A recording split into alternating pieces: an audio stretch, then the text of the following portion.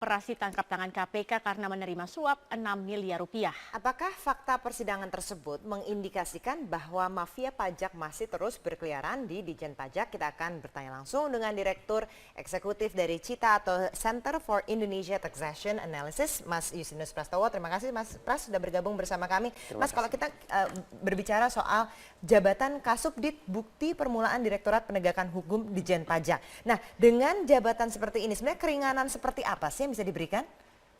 Ya, memang ini salah satu posisi sentral ya di Ditjen Pajak. Karena di dalam jabatan ini, yaitu bukti permulaan itu ditentukan nasib seorang wajib pajak apakah terbukti melakukan tindak pidana atau tidak. Jadi ini adalah pintu yang akan menentukan kasus selanjutnya apakah lalu ada pidana sehingga diteruskan penyidikan, nanti penuntutan dan pengadilan umum, atau tidak ada bukti pidana dan diselesaikan dengan pemeriksaan atau dihentikan kasusnya. Jadi dia mampu menghilangkan, kalau misalnya harusnya bayar pajak sekian, dia mampu untuk boleh nggak dibayar sama sekali, itu di tangan dia? Iya, sebenarnya kalau dikaitkan dengan PT EKP yang sekarang sedang bermasalah, justru kewenangan ini tidak terkait dengan apa yang dimiliki oleh HS.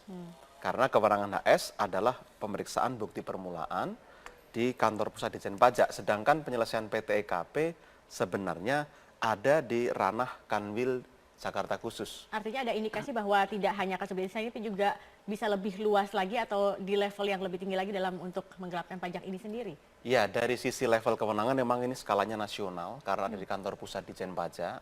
Tapi lagi-lagi sebenarnya Direktorat Penegakan Hukum yang ada subdit pemeriksaan bukti permulaan ini fungsinya adalah mengolah. Jadi mereka menerima data, namanya IDLP, informasi, data, laporan, pengaduan.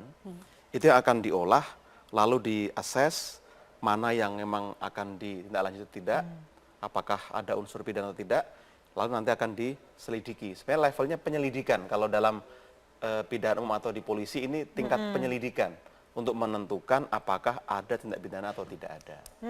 Tapi kenapa kok kayaknya justru dia yang menjadi seperti korbannya begitu, kalau misalnya memang ada yang lain yang bermain yang memang berwenang di situ, dan juga ini kan operasi tangkap tangan kan ditangkapnya. Kenapa orang ini begitu, sosok ini yang menjadi targetnya? Nah, kita akan bahas setelah jeda pariwara berikut ini, tetaplah bersama kami.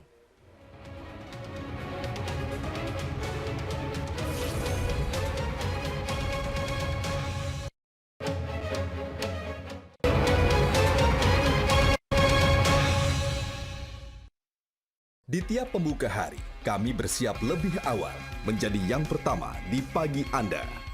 Menyampaikan segera berita-berita utama Menyiapkan informasi yang Anda butuhkan. dengan asupan berita berisi. Temani Anda mulai hari. Menuju titik-titik penting, sigap melaporkan. Selamat pagi, saya Marsha Nagita melaporkan langsung dan Pagi ini Dewan Perwakilan Rakyat tengah melakukan. Selamat pagi, saya Eva Wondo. Metro Pagi Prime Time, setiap hari mulai jam 4:30 pagi. Inilah Indonesia. Adiwarna budaya mengukirnya indah, begitu khas, begitu mempesona. Senyum yang ramah menjadi tahta seakan siap menyambut siapa saja. Disinilah Indonesia. Hari-hari anak negeri mensyukuri anugerah dalam kebersamaan hidup bersahaja. Kamilah Indonesia. Kami memahami keragaman yang menjadikan negeri kita istimewa. Metro TV hadir dengan siaran lokal di 29 kota. Dari ujung barat hingga ujung timur negeri. Sampaikan peristiwa, suguhkan hasanah bangsa. Kami selalu bangga menjadi Indonesia. Jakarta itu beragam tantangannya. Macet di mana-mana. Urusan pendidikan, masihkah ada pekerjaan rumah? Bicara transportasi, sudahkah sempurna? Banjir sana, banjir sini. Ayo telisik Jakarta sebelum Anda menentukan pilihan. Bedah Jakarta, setiap Sabtu, live jam 4:30 sore.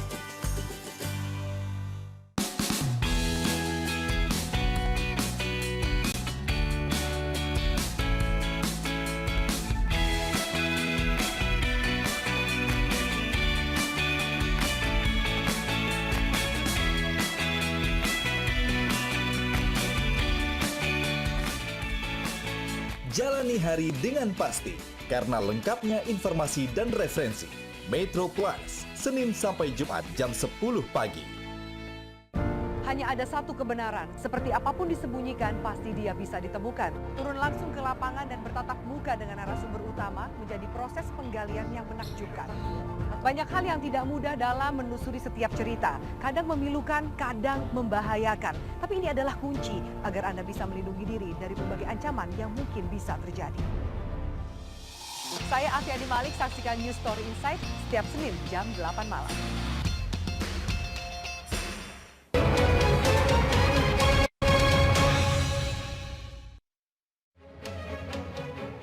Bersama Mas Justinus Prastowo, tadi kita bertanya kalau misalnya memang bukan di Kasubdit ini yang memang berwenang untuk menghilangkan pajak, kenapa orang-orang minta tolongnya justru ke posisinya HS ini? Ya memang harus diakui di dalam praktek perpajakan sebenarnya menolong atau membantu itu bukan hal yang tabu. Jadi tidak serta-merta kalau kita meminta bantuan seorang pejabat atau siapapun itu salah. Bahkan kan di pajak ada konsultan, ada kuasa hukum dan sebagainya. Yang jadi persoalan kan kalau ada konflik kepentingan, lalu mereka mengambil keuntungan dari bantuan itu, misalnya meminta uang. Tapi di pajak dan saya kira umum di birokrasi menggunakan pengaruh, trading on influence itu biasa. Bahkan kadang-kadang itu untuk meralat apa yang salah di tingkat lebih bawah, lebih rendah. Jadi tidak ada persoalan di sana. Yang jadi persoalan kan kalau kekuasaan, kewenangan, dan mungkin kedekatan kepada pucuk pimpinan ini disalahgunakan. Oke. Kalau kita mengingat kasus penggelapan pajak atau mafia pajak sendiri, ini kita ingat juga satu kasus yang cukup besar, yaitu Gayus saat itu. Ini bisa dikatakan cukup besar, nilai yang cukup besar. Apakah untuk kasus ini sendiri juga sebesar itu dengan jaringan yang cukup banyak juga? Apa jangan-jangan satu jaringan gitu, Mas? Saya kira memang bukan jaringan yang sama, tapi ada yang membedakan. Kasus Gayus dan kasus yang lain di dalam OTT pajak atau korupsi di pajak, itu kasus yang sebenarnya pelaku kewenangannya melekat pada apa yang mereka selesaikan. Jadi Gayus karena seorang penelaah keberatan waktu itu, dia mengurus proses banding yang masih dalam ranah kewenangan dia. Lalu dia meminta imbalan di situ. Beberapa nama lain juga terkait dengan kewenangannya sebenarnya, yang dulu ketangkap atau diproses. Tapi yang menarik, di case ini, HS adalah orang yang pertama-tama secara formal tidak punya kewenangan terhadap rangkaian kasus atau kejadian yang menimpa PT EKP ini. Baik itu bukti permulaan, pencabutan PKP, atau pembatalan NSTP. Ini tidak ada. Ini yang menarik justru. Yang pertama itu, yang kedua, lokusnya ada di epicentrum kekuasaan, ada di Ditjen Pajak. Maka ini kita juga harus hati-hati, jangan sampai perilaku oknum ini lalu merugikan institusi. Maka harus dipisah betul, supaya apa? Supaya Ditjen Pajak tidak dirugikan di sini. Jangan sampai tersandera.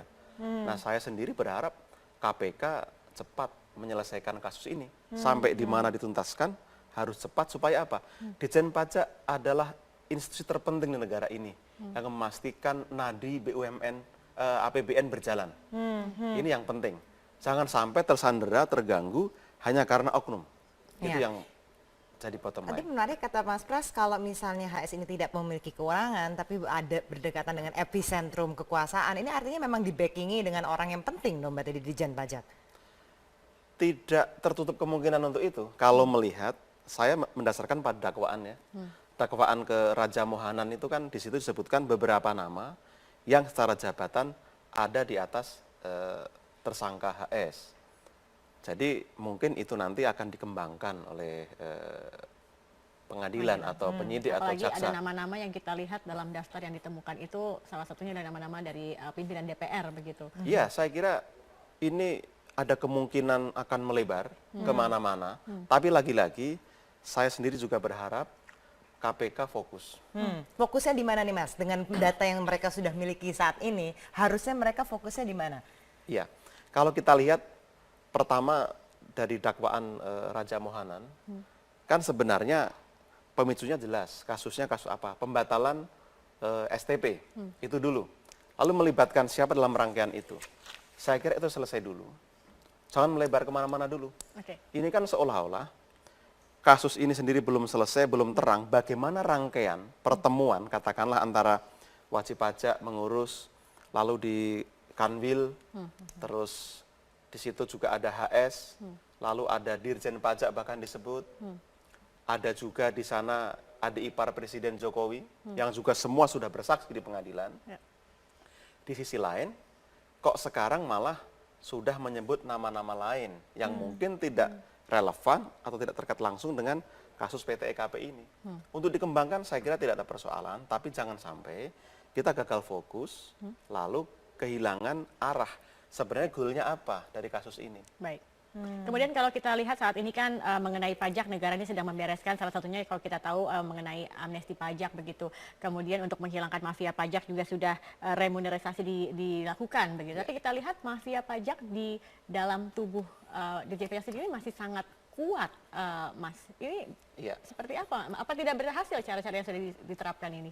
Memang saya juga merasakan ada yang meredup akhir-akhir ini gitu ya, tentang komitmen pada reformasi integritas. Meskipun kembalinya Sri Mulyani saya kira juga berpengaruh ya untuk membangkitkan kembali etos lalu etik bagaimana Ditjen Pajak yang dulu reform itu bisa menjadi lebih baik. Saya harus mengakui sebenarnya Ditjen Pajak sebagai institusi yang pertama kali melakukan reform sudah cukup berhasil. Switching dari masa lalu ke masa sekarang dan masa depan itu menurut saya sudah bagus. Waktu sudah terlembagakan bagaimana kode etik itu menjadi spirit dari pembatas supaya mereka tidak melakukan penyimpangan. Ada pengawasan yang cukup ketat. Dan sebenarnya indeks persepsi korupsi Indonesia kan meningkat cukup signifikan. Dulu juga dikontribusikan oleh Ditjen Pajak dan Ditjen Bea Cukai. Tapi lalu ada stagnasi. Nah, peredupan atau pelemahan spirit itu yang sekarang jadi tantangan. Di saat Ditjen Pajak dituntut untuk semakin kompeten, kredibel, bekerja keras, memastikan penerimaan pajak aman, di sisi lain masih muncul kasus seperti ini. Yang menurut saya ini juga bukan kasus sederhana. Karena tadi melibatkan nama-nama, saya tidak menuduh mereka terlibat, tapi dengan nama-nama yang terlibat, nama-nama besar yang terlibat, itu menunjukkan bahwa ada pola yang berbeda.